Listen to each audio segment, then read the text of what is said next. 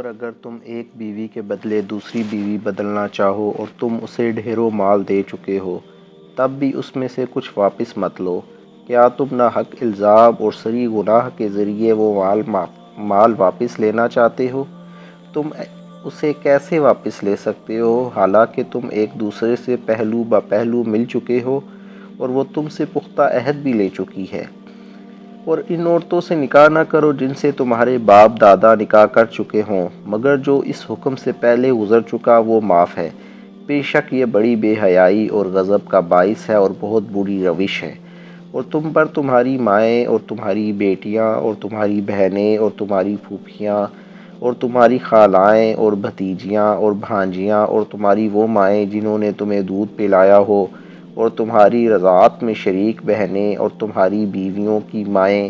سب حرام کر دی گئی ہیں، اور اسی طرح تمہاری گود میں پرورش پانے والی وہ لڑکیاں جو تمہاری ان عورتوں کے بطن سے ہیں جن سے تم صحبت کر چکے ہو بھی حرام ہیں۔ پھر اگر تم نے ان سے صحبت نہ کی ہو تو تم پر ان کی لڑکیوں سے نکاح کرنے میں کوئی حرج نہیں، اور تمہارے ان بیٹوں کی بیویاں بھی تم پر حرام ہیں جو تمہاری پشت سے ہیں، اور یہ بھی حرام ہے کہ تم دو بہنوں کو ایک ساتھ نکاح میں جمع کرو، سوائے اس کے کہ جو دور جاہلیت میں گزر چکا۔ بے شک اللہ بڑا بخشنے والا مہربان ہے۔ اور شوہر والی عورتیں بھی تم پر حرام ہیں سوائے ان کے جو شرعی طریقہ سے تمہاری ملک میں آ جائیں۔ ان احکام حرمت کو اللہ نے تم پر فرض کر دیا ہے، اور ان کے سوا سب عورتیں تمہارے لیے حلال کر دی گئی ہیں تاکہ تم اپنے اموال کے ذریعے طلب نکاح کرو، پاک دامن رہتے ہوئے، نہ کہ شہوت رانی کرتے ہوئے۔ پھر اگر ان میں سے جن سے تم نے اس مال کے عوض فائدہ اٹھایا ہے انہیں ان کا مقرر شدہ مہر ادا کر دو، اور تم پر اس مال کے بارے میں کوئی گناہ نہیں جس پر تم مہر مقرر کرنے کے بعد باہم رضامند ہو جاؤ۔ بے شک اللہ خوب جاننے والا بڑی حکمت والا ہے۔ اور تم میں سے جو کوئی اتنی استطاعت نہ رکھتا ہو کہ آزاد مسلمان عورتوں سے نکاح کر سکے تو ان مسلمان کنیزوں سے نکاح کر لے جو شرعاً تمہاری ملکیت میں ہیں، اور اللہ تمہارے ایمان کی کیفیت کو خوب جانتا ہے، اور تم سب ایک دوسرے ہی کی جنس سے ہو۔ بس ان کنیزوں سے ان کے مالکوں کی اجازت کے ساتھ نکاح کرو اور انہیں ان کے مہر حسب دستور ادا کرو، درآں حال کہ وہ عفت قائم رکھتے ہوئے قید نکاح میں آنے والی ہوں، نہ کہ بدکاری کرنے والی ہوں اور نہ در پردہ آشنائی کرنے والی ہوں۔ بس جب وہ نکاح کے حصار میں آ جائیں پھر اگر بدکاری کی مرتکب ہوں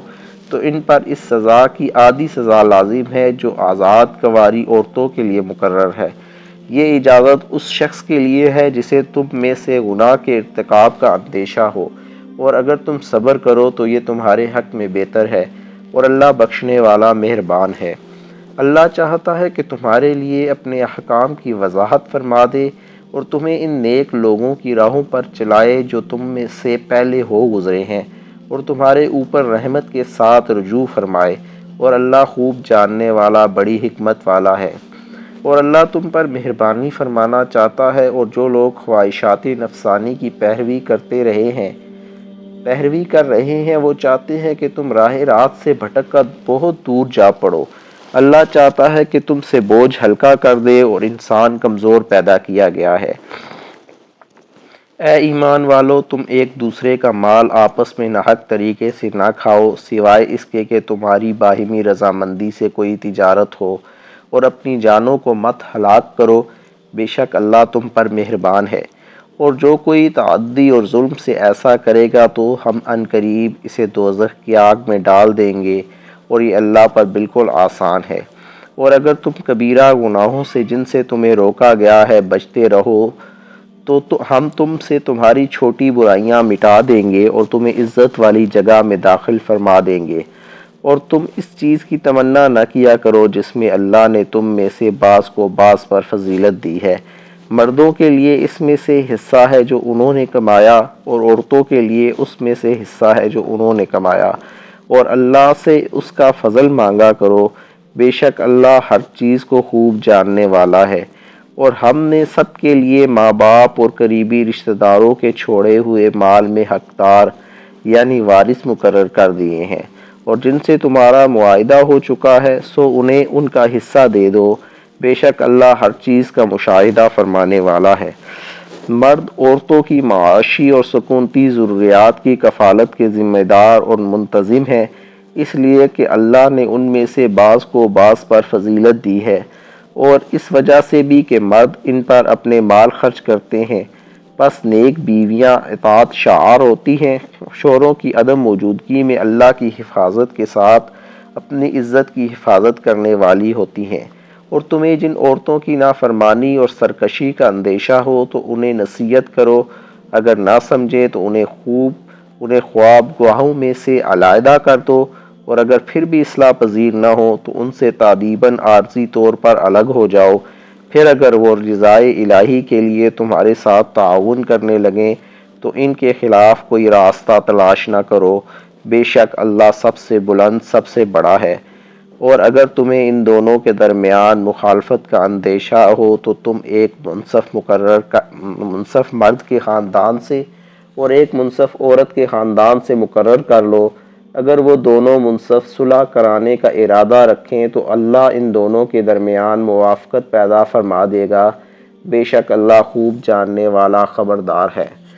اور تم اللہ کی عبادت کرو اور اس کے ساتھ کسی کو شریک نہ ٹھہراؤ، اور ماں باپ کے ساتھ بھلائی کرو، اور رشتہ داروں اور یتیموں اور محتاجوں سے، اور نزدیکی ہمسائے اور اجنبی پڑوسی اور ہم مجلس اور مسافر سے، اور جن کے تم مالک ہو چکے ہو ان سے نیکی کیا کرو، بے شک اللہ اس شخص کو پسند نہیں کرتا جو تکبر کرنے والا، مغرور فخر کرنے والا، خود بین ہو۔ اور جو لوگ خود بھی بخل کرتے ہیں اور لوگوں کو بھی بخل کا حکم دیتے ہیں اور اس نعمت کو چھپاتے ہیں جو اللہ نے انہیں اپنے فضل سے عطا کی ہے، اور ہم نے کافروں کے لیے ذلت انگیز عذاب تیار کر رکھا ہے۔ اور جو لوگ اپنا مال لوگوں کے دکھاوے کے لیے خرچ کرتے ہیں اور نہ اللہ پر ایمان رکھتے ہیں اور نہ یوم آخرت پر، اور شیطان جس کا بھی ساتھی ہو گیا تو وہ برا ساتھی ہے، اور ان کا کیا نقصان تھا اگر وہ اللہ پر اور یوم آخرت پر ایمان لے آتے اور جو کچھ اللہ نے انہیں دیا تھا اس میں سے اس کی راہ میں خرچ کرتے، اور اللہ ان کے حال سے خوب واقف ہے، بے شک اللہ ذرا برابر بھی ظلم نہیں کرتا، اور اگر کوئی نیکی ہو تو اسے 2 گنا کر دیتا ہے اور اپنے پاس سے بڑا اجر عطا فرماتا ہے۔ پھر اس دن کیا حال ہوگا جب ہم ہر امت سے ایک گواہ لائیں گے، اور اے حبیب ہم آپ کو ان سب پر گواہ لائیں گے۔ اس دن وہ لوگ جنہوں نے کفر کیا اور رسول اللہ صلی اللہ علیہ وآلہ وسلم کی نافرمانی کی، آرزو کریں گے کہ کاش انہیں مٹی میں دبا کر ان پر زمین برابر کر دی جاتی، اور وہ اللہ سے کوئی بات نہ چھپا سکے کہ